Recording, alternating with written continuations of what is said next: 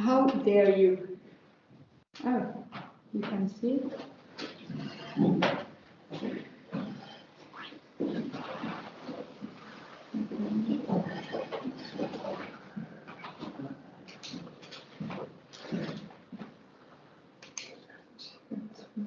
Yeah, wait.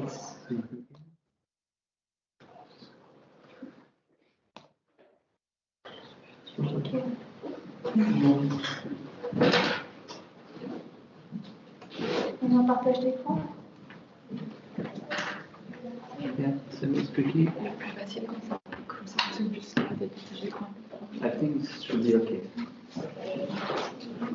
Yeah. Okay, so let's start all over again. So, how dare you? It is probably one of the most iconic phrases of the past decade, but it also counts as a symbol of a new environmental discourse, which emerged in 2017, and which I call eco-shaming discourse. So it all started in Sweden with the flight shame or the vliegskam movement, which then quickly spread all across Europe, spurred by the Fridays for Future climate marches. And so central to this discourse is the idea of shame and shaming people who behave in a way that may be detrimental to the environment, which may contribute to climate change, and thus also shaming people who fail to actively take pro-environmental measures. And so eco-shaming discourse really shows a normative approach to environmental challenges, and slogans such as take into account my opinion when driving your car, your big BMW, and the flourishment of initiatives such as Sun Without Flying all testify of a growing adherence to eco-shaming discourse in society. But does this discourse remains confined to environmentalist circles, or can we also notice it in other societal spaces, for example, in newspapers or in parliaments?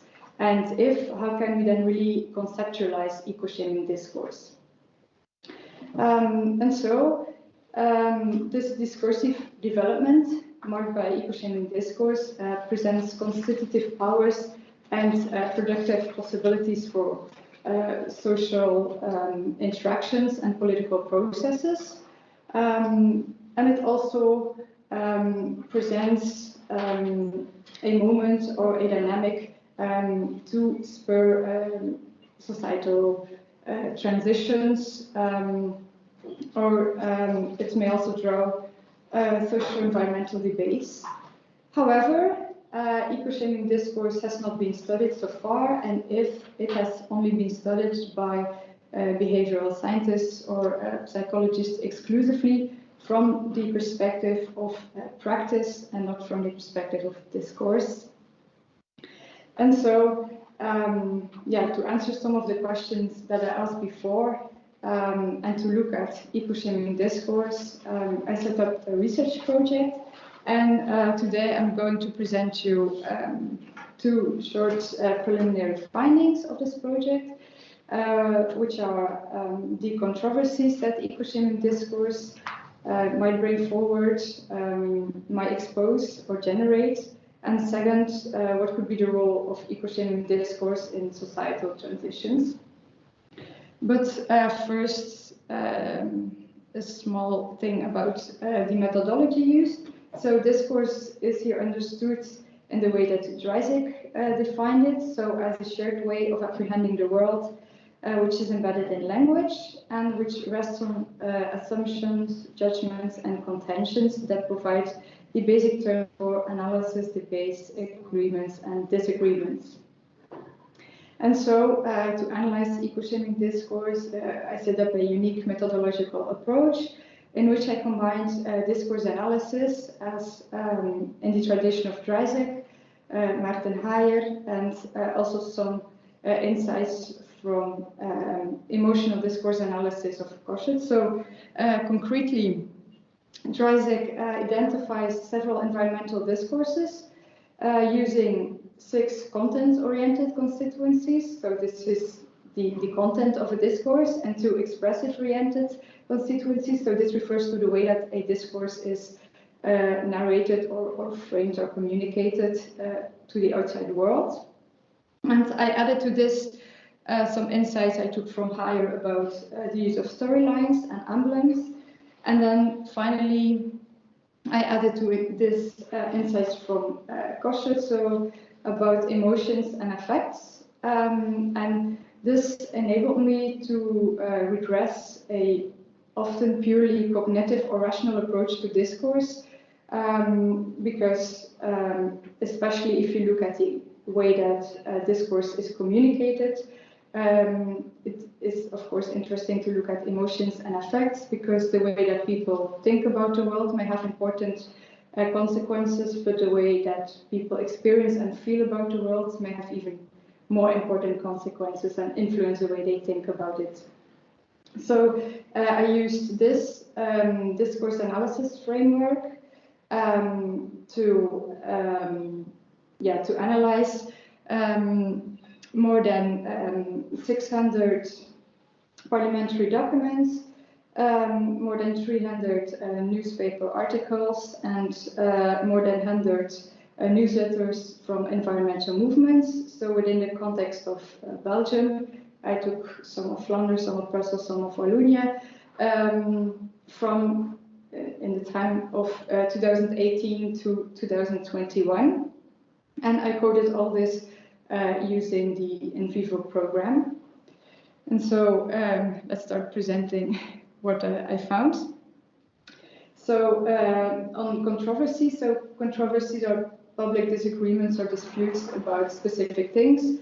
And these arise from the fact that people use different discourses to understand not only specific things, but also the world and to look at the world.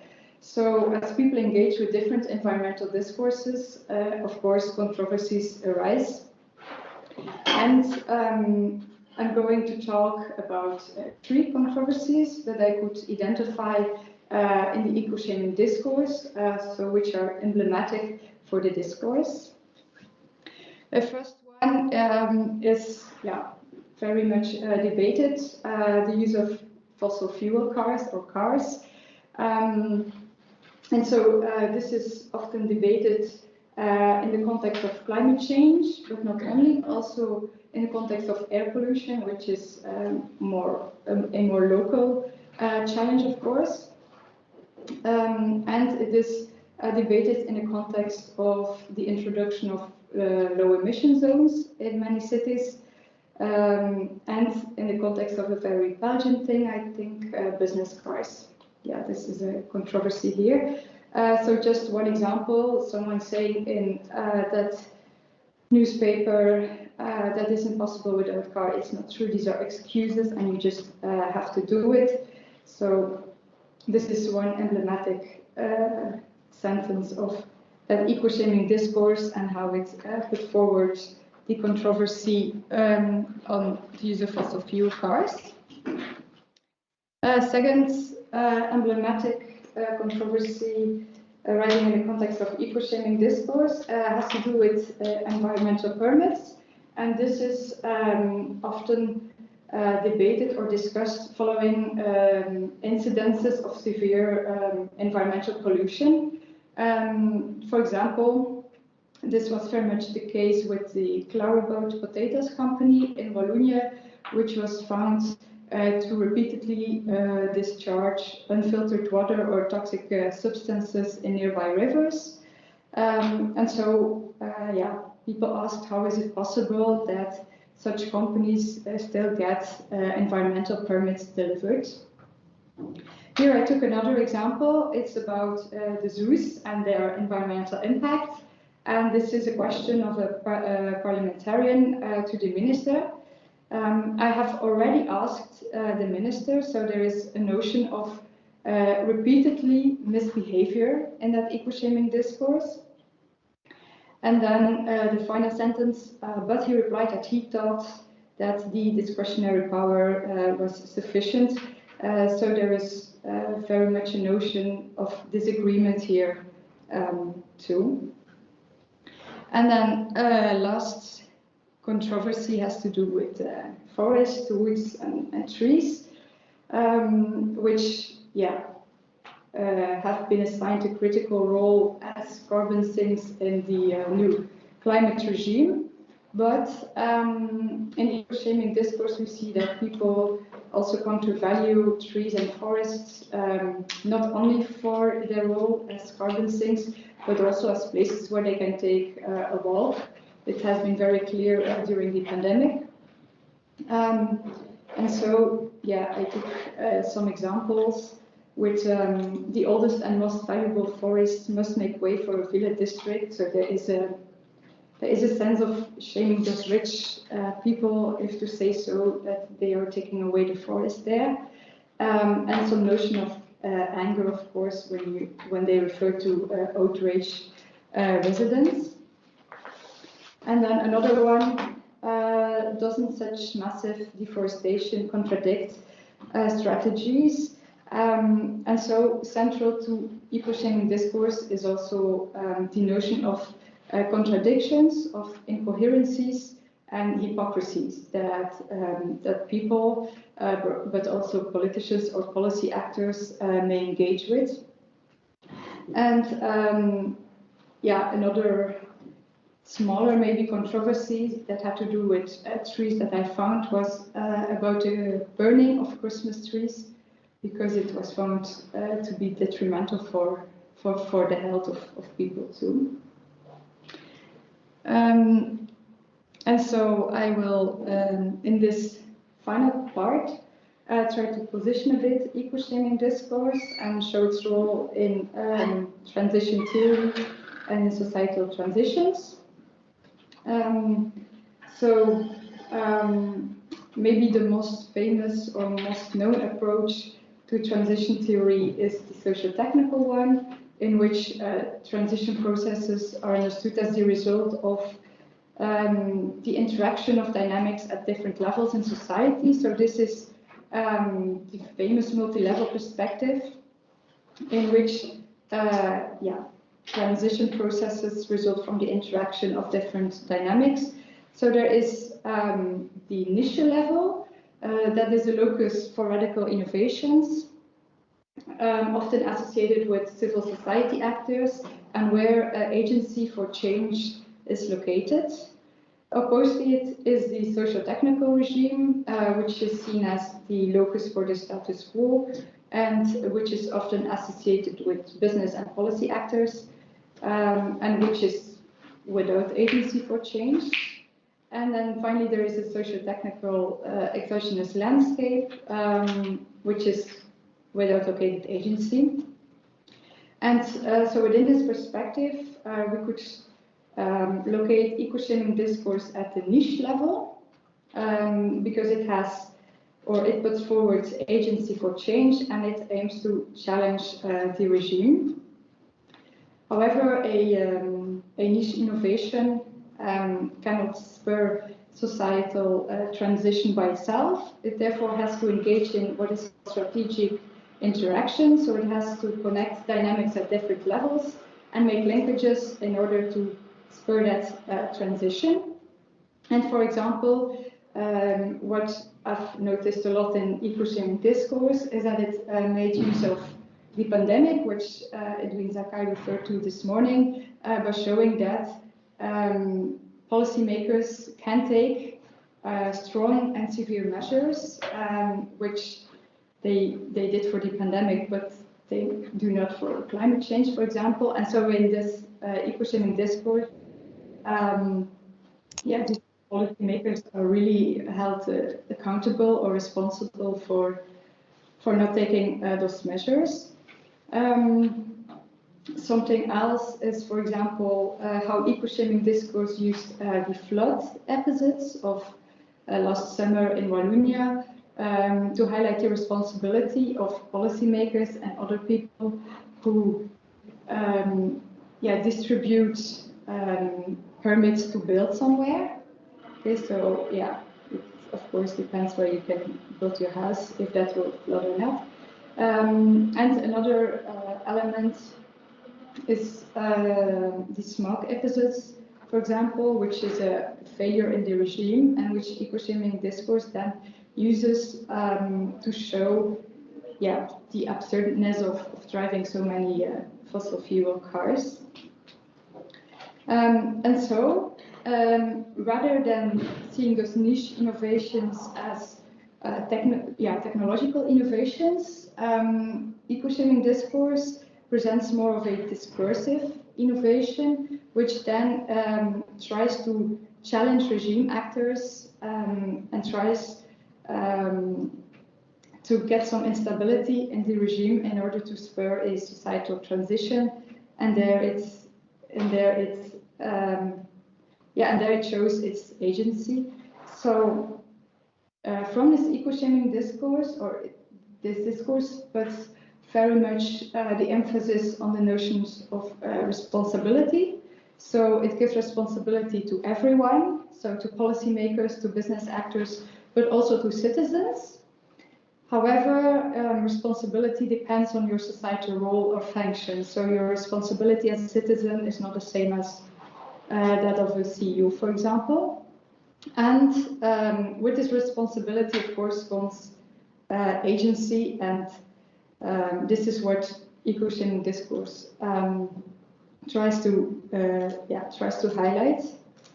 And so, with this discourse, it tries to get away or to get above the discursive power that today is part of the regime and which denies some responsibility or some agency to certain societal actors.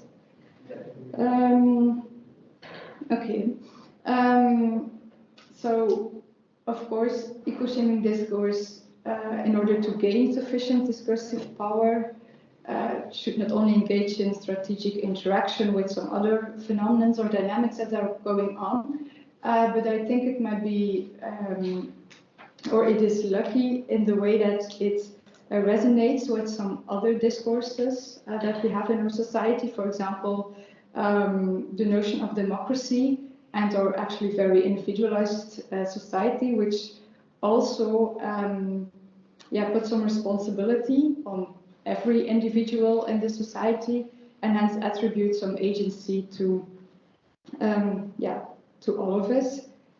And so I think the value of looking at transition theory with this eco-shaming discourse perspective is that it takes us away from a focus that is very much on business and policy actors, but it also gives responsibility and agency to citizens also, and it helps us to look at transitions not only from a technological perspective but also from a discursive one.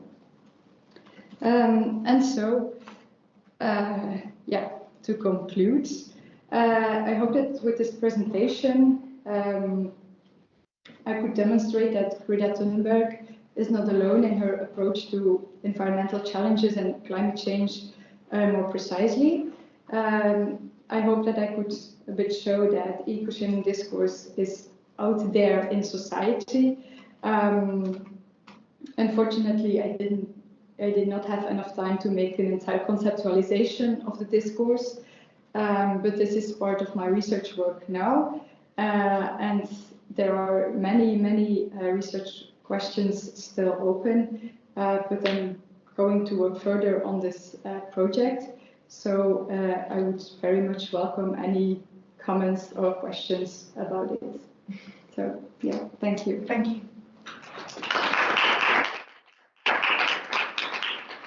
Thank you very much. We still have 10 minutes for questions, so we can take questions from the room or online. Yeah. So if I got you well, you were saying at the very end that in order to gain actual discursive power, this discourse and the eco-shaming discourse should combine with other discourses. And do you have the feeling that it will be like that forever, or because this discourse is getting bigger and bigger, at some point it will be enough by itself, it will be self-sufficient to bring enough power to make changes? Yeah, Yeah, it's a good question, but I think this discourse will, yeah, take some evolution simultaneously with how society changes. So, because it is about eco-shaming, so it is much about introducing and imposing new norms on certain things. So once these norms are there, are introduced, then they should more be consolidated or maintained. So the content of the discourse will shift its focus, I think, from trying to go against the tide and impose something new to maintaining something or consolidating something that is out there. And it might maybe lose its value once the new society or the transition is fulfilled, of course. Yeah. Thank you. If that answers. Yes, it does. Yeah. And yeah, I think it resonates very well with some other discourses, as I said, on democracy or the fact that we live in a very individualistic society. So that might be helpful for that discourse to gain enough power. Yeah. Is there another question? So I have some. It's quite interesting to take emotion as a teacher subject in social sciences. I'm sure that we don't have to let this to psychologists. It's very nice to do that. And I was wondering if you could elaborate a little bit more on how do you code your materials with NVivo? Do you code different emotions in your corpus? And how do you connect the coding that you are doing with your conclusion? Yeah. So it's a very intensive work in view because as I'm looking at eco-shaming discourse, it is not that I could just select articles where the word shaming is in or something like that, because that would not represent the discourse itself. So I had to take all the articles and all the documents containing climate change, climate, environment, environmental problems, all these things, and then go through them in order to screen for eco-shaming discourse. And I had to recode it several times, of course. And I followed the method that Goschet gives in his emotional discourse analysis, is to, besides those more rational concepts, look for emotion and affect. And it works in several steps. It's looking for, he calls it emotional clues, so to say. So it doesn't have to be a word that expresses an emotion, but it can be more subtle in it, and then inferring the emotion of it. So it's you could say that's very subjective work, but it's like that for sure. And I associated a lot of other emotions or affects that would not be purely shame, but also anger and denunciation and hope and fear that also come with it.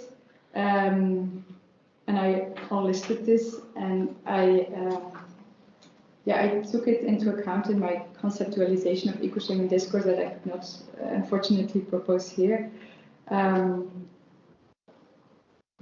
Is that an answer? Yeah, sure. Okay. Is there another question?